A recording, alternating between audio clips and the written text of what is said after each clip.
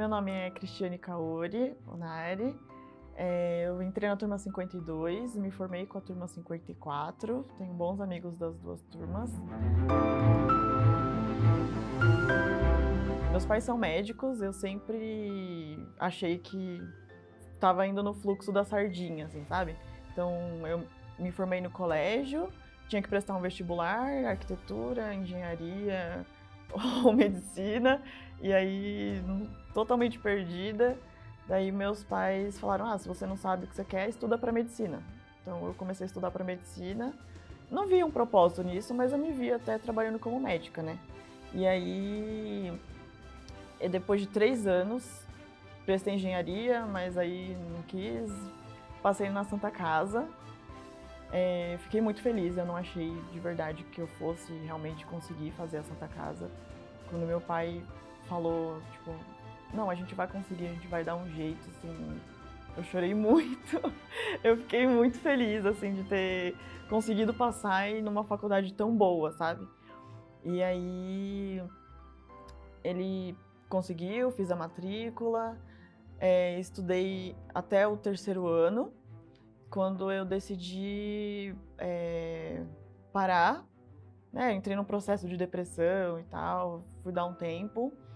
E daí eu decidi ir pro Japão, fiquei 1 ano e meio lá trabalhando, conversando com as pessoas, e aí eu descobri nessa época que eu realmente gostava de conversar, eu gostava de pessoas e que medicina fazia todo sentido, porque eu tava só no 3º ano e as pessoas vinham e perguntavam, o que você acha que isso é bom pra saúde? Eu tinha um negócio no pé e eu diagnostiquei tipo uma hérnia, assim, que era muito simples, mas o médico lá não examinou direito o que a pessoa foi e ela ficou super feliz, assim, tipo, de ter um norte, sabe? Eu fiquei, nossa, acho que é isso que eu quero pra minha vida.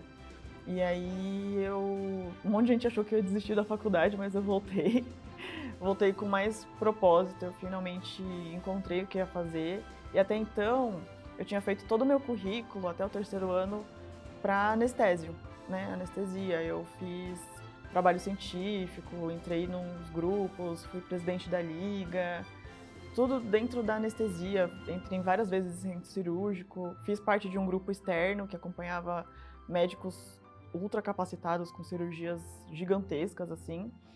E aí eu larguei tudo isso e decidi ir para uma parte mais clínica, eu não sabia ainda o que ia ser, mas dentro do 4º, 5º, 6º ano eu fui me apaixonando mais pela psiquiatria, onde eu conseguia, como eu já tinha passado por um processo de depressão, eu conseguia entender muito bem o que as pessoas estavam trazendo, as suas dores, e eu percebi que isso era muito, muito bonito, sabe? Assim, você conseguir transformar a sua própria dor em ajuda, em luz, né, para uma outra pessoa.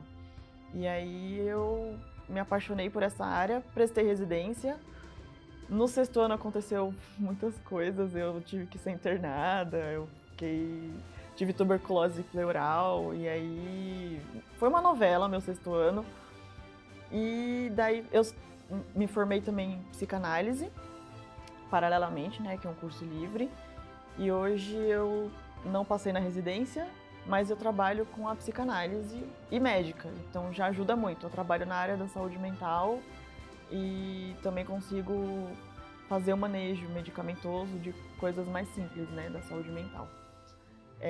No 4º ano, antes da pandemia, eu criei um grupo chamado Santa Férias aqui, tipo, sei lá, era um grupo bem pequenininho que eu queria levar até o 6º ano, mas aí veio a pandemia, fechou e tudo. E que era justamente o propósito era esse, de trazer essa conscientização sobre sair da bolha. Porque na medicina a gente trabalha muito com médico, né? Médico e médico, médico e enfermeiro, e a gente só se relaciona com essas pessoas, não sai dessa bolha, não conhece outros hobbies, só sabe, tipo, sair pro bar com os amigos médicos, ou vai jogar tênis com os amigos médicos. Então, eu achava isso, assim, sufocante. E E eu queria trazer também um pouco dessa luz, né? Eu cheguei a distribuir cartãozinho, criei todo o grupo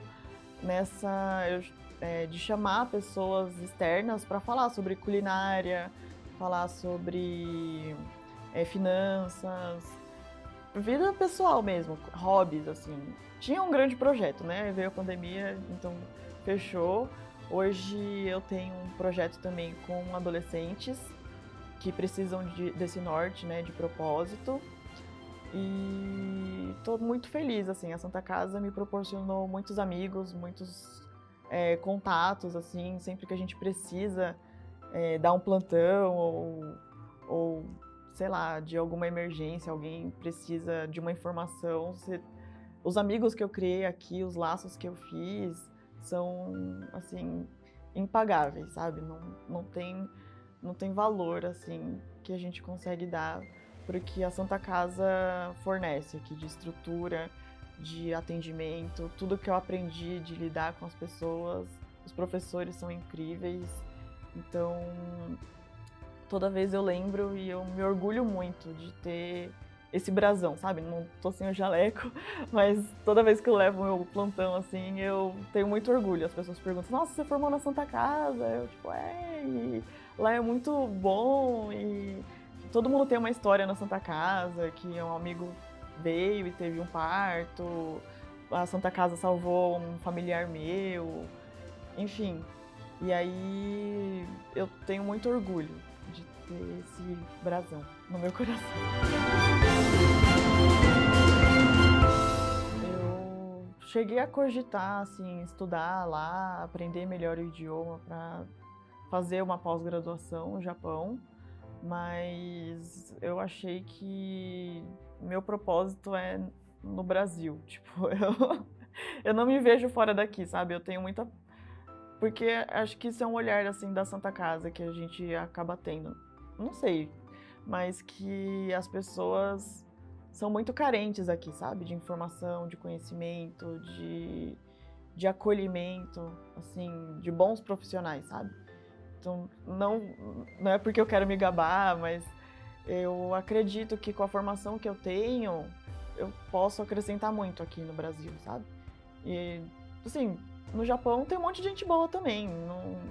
Eu vou ser mais uma, sabe? Eu acho que aqui precisa de gente boa que fique aqui, sabe? Que trabalhe aqui, que enxerga as pessoas aqui. Mas a medicina lá é bastante. É estranho, assim. Eu vi a enfermeira colhe sangue sem luva, sabe? Isso é muito estranho. Tipo, eu fui fazer como eu trabalhei em fábrica, eu fiz o exame periódico, eu achei bem legal. Eles montam toda a coleta de urina, vem o raio-x portátil, vem um monte de coisa assim e fazem tudo na fábrica, sabe? Coleta de exames e tudo. E eu não cheguei a ter uma internação, não vi grandes coisas de medicina interna, né? Eu fui mais no médico geral, eu fiquei gripada, assim. O que eu achei interessante também foi que os medicamentos, ele vem na dose certa. Tipo, se o médico passou que você precisa de 73 comprimidos, eles vão te dar 73 comprimidos, assim. Eles cortam a cartela do medicamento e colocam em saquinhos separados com o horário que você vai ter que tomar, se tem que comer, isso é muito, muito delicado, sabe? Eu achei que é um carinho, assim, que tem com as pessoas e que aqui é meio que a exceção, assim. São poucos os médicos, né, que fazem isso. Lá o sistema já é assim. Então, quando tem a prescrição, você vai na farmácia, o farmacêutico corta lá e coloca no saquinho.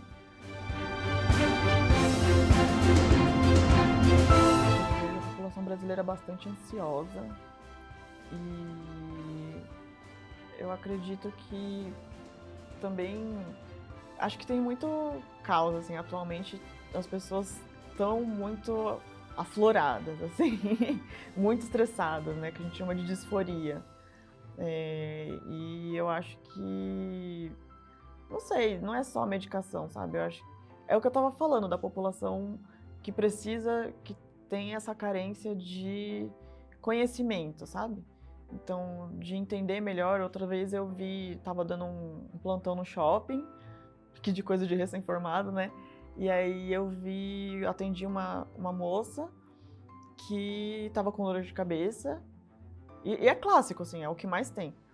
Tava com dor de cabeça, funcionária do shopping, que tava trabalhando, começou de manhã e piorava à noite. E aí eu perguntei, e você tá estressada?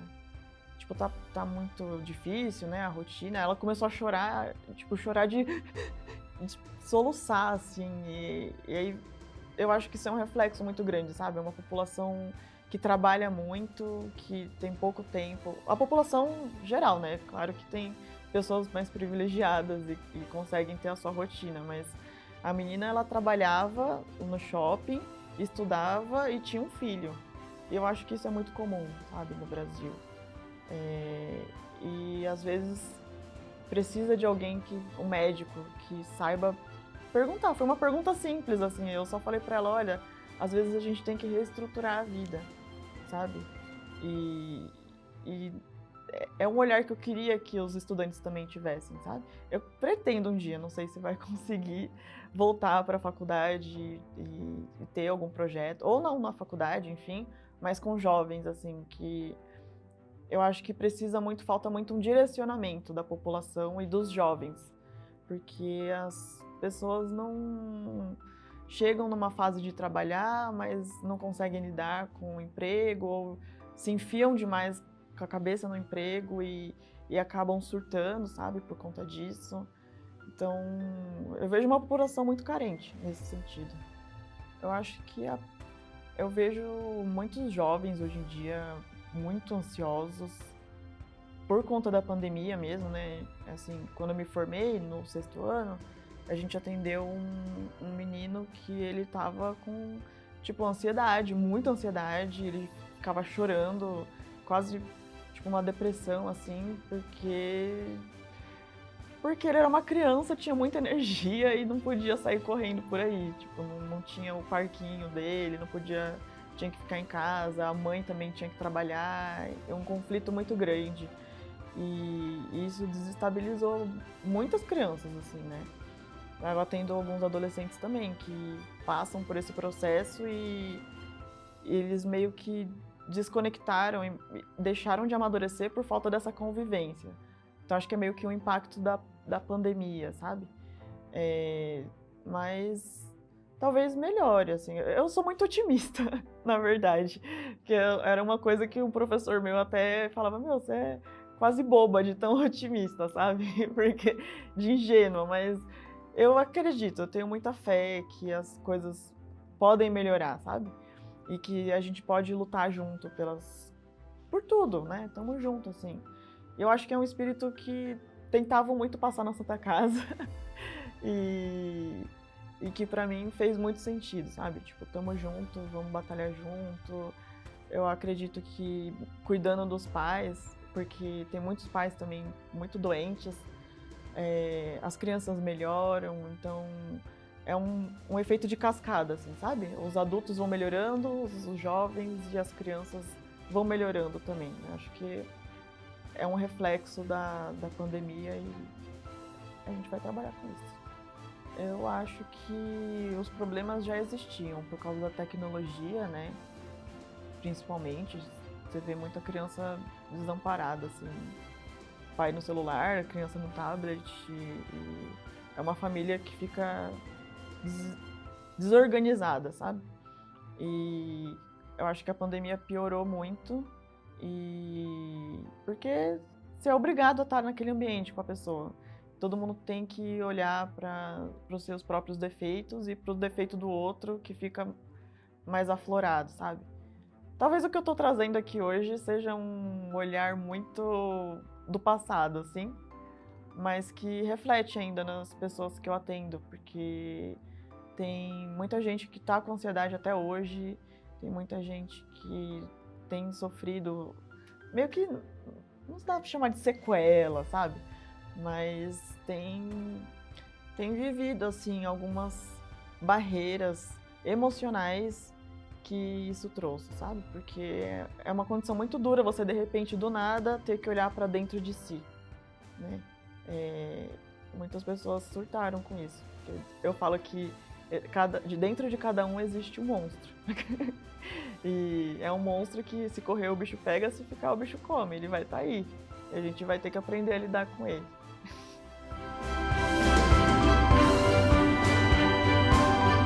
Eu acho que são doenças que andam muito juntas, assim.